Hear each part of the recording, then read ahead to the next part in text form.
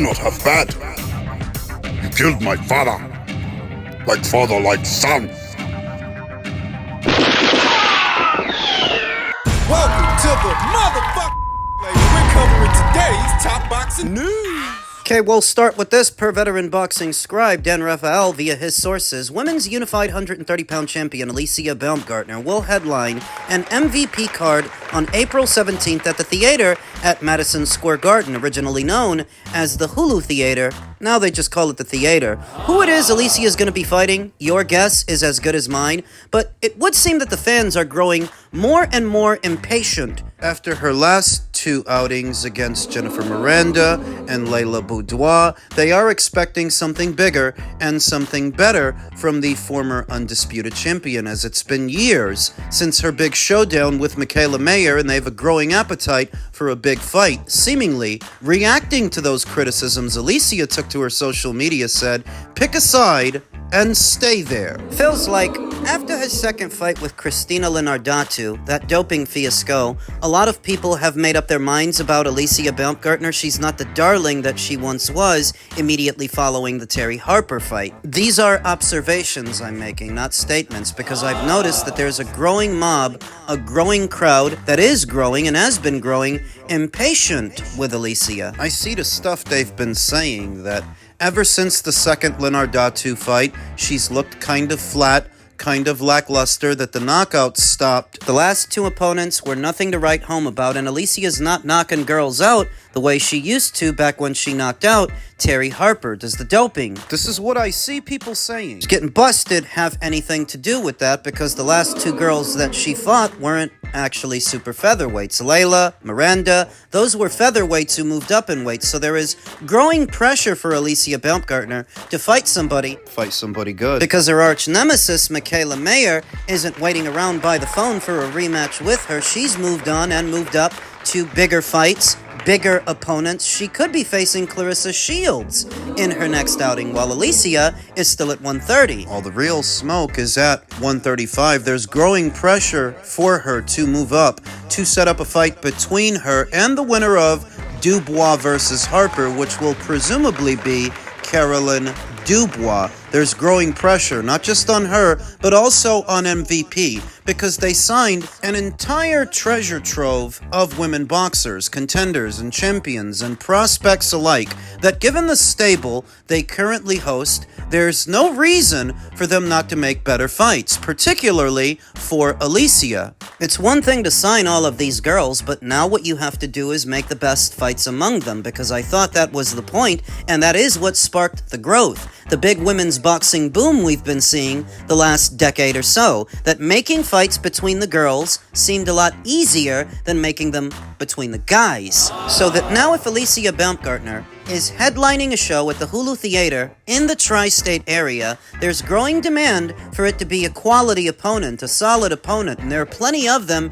upstairs at 135. What's keeping Alicia at 130? Maybe what she wants is to face Amanda Serrano, but Amanda just fought, so I don't know that she's going to. Remember, she fought Reina Tellez not that long ago in defense of her titles at 126. I don't get the impression that she's planning on moving up to 130, but maybe that's what's keeping Alicia there, the desire to face Amanda Serrano. Meanwhile, there's growing demand for a transatlantic super fight at 130 between Alicia and Caroline, a conversation that seems to have a lot more traction because the two fighters have actually gone back and forth with each other, boxing on the same show. Caroline wants the fight with Alicia, though currently she will have to wait, as she is headlining a show of her own in the United Kingdom opposite the ring Terry Harper in a unification match, what would serve as a common opponent between them. The stage is set for Alicia and Caroline to fight, provided she wins, and I believe she's going to.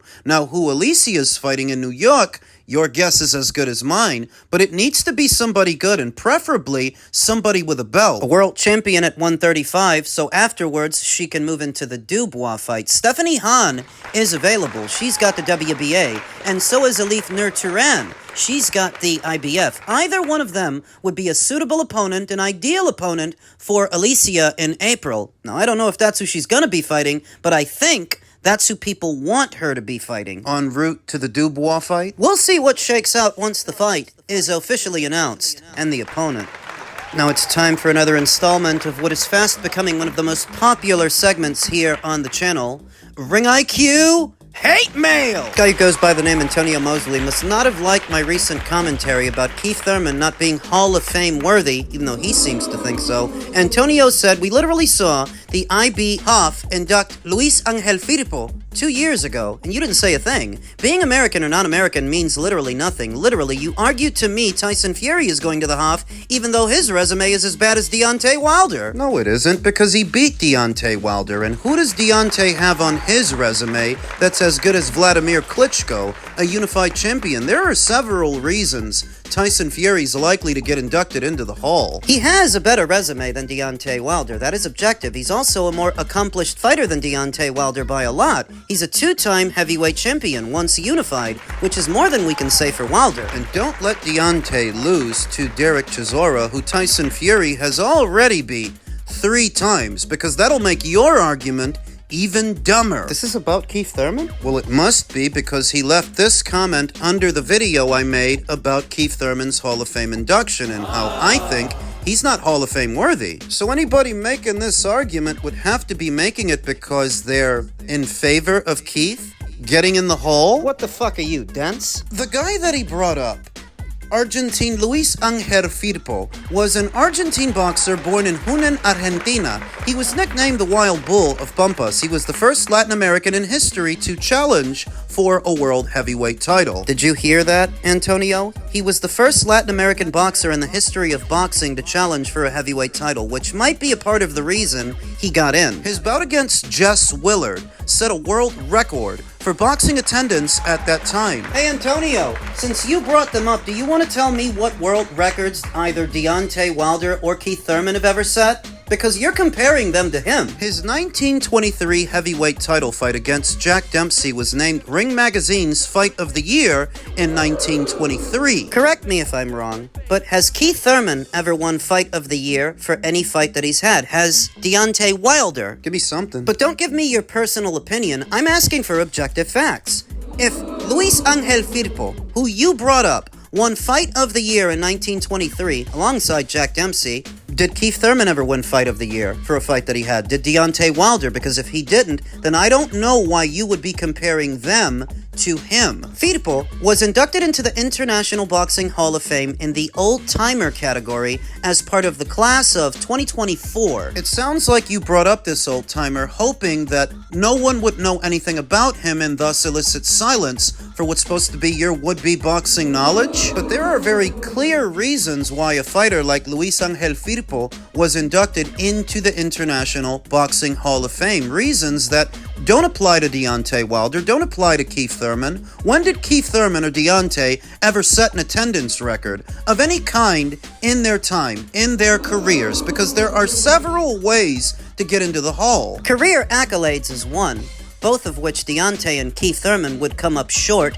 and second is fame. Plain old fame, because it is the Boxing Hall of Fame after all. And Keith Thurman was never all that famous, neither was Deontay Wilder. Now, the guy that you brought up, Tyson Fury? Correct me if I'm wrong, but didn't his fight with Dillian Veit in the United Kingdom set an attendance record over there? So that would qualify him, the same as Luis Angel Firpo. You killed your own argument bringing these guys up. You thought you were making a point, putting on display your brazen American bias, because the only reason you'd be arguing in favor of Keith Thurman to get into the Hall and bringing up Deontay is because of the bias that you have. You think that because they're from the same place and they're both the same race as you, the rest of the world is supposed to care. And it doesn't. The parallels that you tried to make don't even make fucking sense. And what is it with this Antonio Mosley guy and arguing dumb shit? Because this ain't the first time this would have happened. This guy periodically argues some of the dumbest talking points I've ever seen in the comments section. you wouldn't be making this argument unless you felt that Keith Thurman is worthy of a Hall of Fame induction? A fighter who in the last decade or so has to have racked up a total of 7 years of inactivity, periodically taking 2 and sometimes 3-year hiatuses from the sport so that you can get in your tits when I say he's not Hall of Fame worthy. Because he is neither accomplished enough as a boxer or famous enough as a boxer, whereas the Firpo guy, he was in a big fight. Bigger than anything Keith ever did. You brought up Tyson Fury as a negative, saying that I argued on his behalf to get into the Hall. He absolutely will get into the Hall. He has a Hall of Fame worthy career, and I'm not even a fan of that guy. That's just being objective. But Wilder, who seems to have lost to every upper echelon heavyweight he's ever fought, it's hard to make the case. Lost to Tyson Fury 2 times 3 to some people. Lost to Joseph Parker. Lost to Zhilei Zhang. Don't let him now lose to Derek Chisora in what's supposed to be their fight, because Derek got beat 13 times, 3 of which were by the same guy, Tyson Fury, who also beat your boy, Deontay Wilder. You know why you brought him up? We all do. And it's not his resume, it's not his accolades, it's always the same thing. You know why you brought him up? And I'm not even a fan of Tyson Fury, but imagine making an asinine comment like Tyson Fury's resume is just as bad as Wilder's. Not if Wilder's on it, bozo. Never mind that Vladimir Klitschko's on there. I mean, I don't want to repeat myself, but what kind of an asinine argument is this? Let's just lay our cards on the table, gentlemen. You didn't like that I said Keith Thurman is not Hall of Fame worthy, so you start up with whataboutisms that don't even make sense. Don't make the least bit of fucking sense. You brought up Luis Angel Firpo to sound like you know what you're talking about, and it killed your own argument. Because he, alongside Jess Willard, set an attendance record. And it is the Hall of Fame, after all. So you can call me when either Keith Thurman or Deontay Wilder set an attendance record, because to my knowledge, they still haven't. Till then, spare me your flimsy fucking arguments and would-be boxing knowledge when all you're really doing is putting on display your biases, your brazen racial and ethnic biases. Men's welterweight news. Bill Haney, the father of Devin Haney, said he just got off the phone with Louis DeCubas over Romero in a fight with him, and the ball is in their court. May 30th? Debo is coming. Potential unification match between them. Very recently, former champion Paulie Malignaggi and the good guys at ProBox weighed in on such a potential bout. What it could mean. You know, listen, it's a world-class fight. It's a world-class unification fight. No problems with it here. This is a really good fight, and you know, it's what you want to see. It's what, you know, the welterweight division sort of growing back into that stellar position, and these kind of fights build up to it. And like we were talking about yesterday, I think these kind of things grow slowly around, and you start to look for that Haney versus Garcia rematch. I think that's the ultimate goal in the welterweight division. I think that's the fight that is the headline grabber in the welterweight division, and you do it this way, you do it that way. So slowly you create those headlines, and that's not to disrespect Rolly, because Rolly has a win over Ryan, and Rolly may say, "Hey, listen, Ryan, if Ryan wants a shot at me, you know, I get a chance to avenge his loss. I'm here." Because now, if Rolly beats Haney, he also can possibly get a unification shot against Ryan. I think either way, these unifications can come together very nicely. But I would like to see other guys get into the mix as well. Like I said, specifically somebody like Tiger Johnson, who I was very impressed with when the way he beat Flaz on ProBox.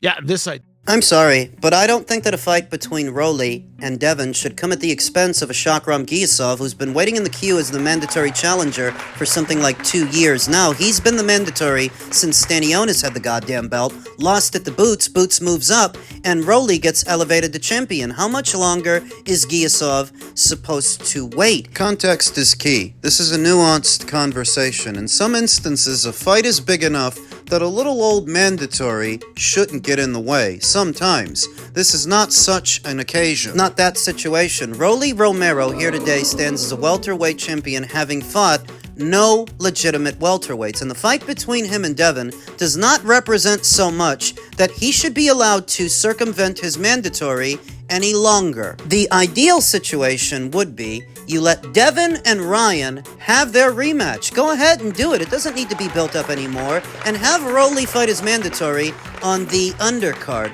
so that if he's worthy to face the winner, let him go out there and prove it. Didn't he already beat Ryan? Yes, he did. So why is he the one begging for a rematch? So that he doesn't have to fight Giasov. It's easy to dismiss these mandatories when there's not a big backing behind them, big promotion, or a big buzz, but need I remind you, if not for the mandatory process, Errol Spence Jr. would have never got a shot at Kell Brook's IBF. Wilder would have never got a shot at, not willingly, Stavern's WBC. The mandatory process is what made all of those fights possible, those opportunities. Now, Giasov has that same opportunity, and I don't think Rolly fighting with Devin should come before that.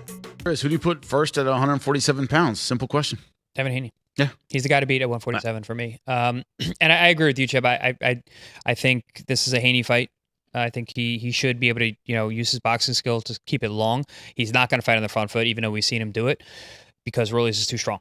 He's too explosive. He's got that judoka background. He's very strong on the inside. He's very powerful. Makes things rough on the inside. And Devin doesn't really like it like that. He wants smooth lines. He wants it to be clean. He wants to be able to use that jab at a distance. He wants enough distance so he can see the punches coming and uses his reactions, because the awkwardness and explosiveness of Rolly's makes him dangerous, because he leaps in with that left hook. That thing is precise and explosive and hard to see coming. But you got to put a little distance. You get behind that stick like Devin likes to fight. I think he's going to be able to control the space and the distance, and I actually think it's going to be a pretty boring fight if Devin is successful, because he's really going to shut down the explosive offense and not spend too much time on the inside. But I do see him as the guy to beat. Ryan is now a major player. Rolly's, I have to see that rematch. I can't really put Ryan above Rolly's at this point, because he dominated him so much in that fight. I don't care how good Ryan looked last time he was fighting Mario Barros. Is he going to look that way against Rolly's? I'm not sure he does. Does Rolly's have his number? Maybe. So I would actually have Rolly's above Ryan at this point, as good as Ryan looked last time out. Chris Algieri's logic is sound, as it often is. A fight between Devin and Rolly, it's likely going to be a snoozer, it's likely going to be a boring one. Rolly is not a pressure-style fighter, least of all now that he's being trained by El Profesor, Ismael Salas. Ishmael is a cerebral trainer that likes to mold his fighters into cerebral fighters. When Rolly beat Ryan, it wasn't through strength of arms, it was by outboxing him, outjabbing him. He wasn't trying to mow Ryan down or knock him out. He was outboxing him. Well, I don't think he's going to outbox Devin Haney, and that's not me being a fan of Devin. I'm just saying I don't think Rolly's got the strategy, the style for the job, not based on how he's been fighting. So Devin likely wins that fight. In boring fashion, by the way. I'm not pressed to see it at all. All the more reason for them to make the Giasov fight that I think would end in a knockout, because the little-known Uzbek, who's an Olympic silver medalist, I think he'd knock Rolly out. Not that long ago, Ishmael Barroso came pretty close at 140. The unbeaten Uzbek, I think he stops Rolly, wins the WBA title. Nobody knows him now, but if he goes in there, gets the opportunity that he's earned, and stops Rolly, they will. If you put Rolly in there with Devin, Devin wins a ho-hum points decision in a pay-per-view that likely doesn't sell very much, because Devin doesn't have that many fans, that many customers, I should say, and Rolly's got even less. Doesn't cost a goddamn thing to like his stupid sound bites on the internet where everything is free, but if what you're talking about is a pay-per-view... Not that many people are going to buy this fight. I'm just telling you ahead of time.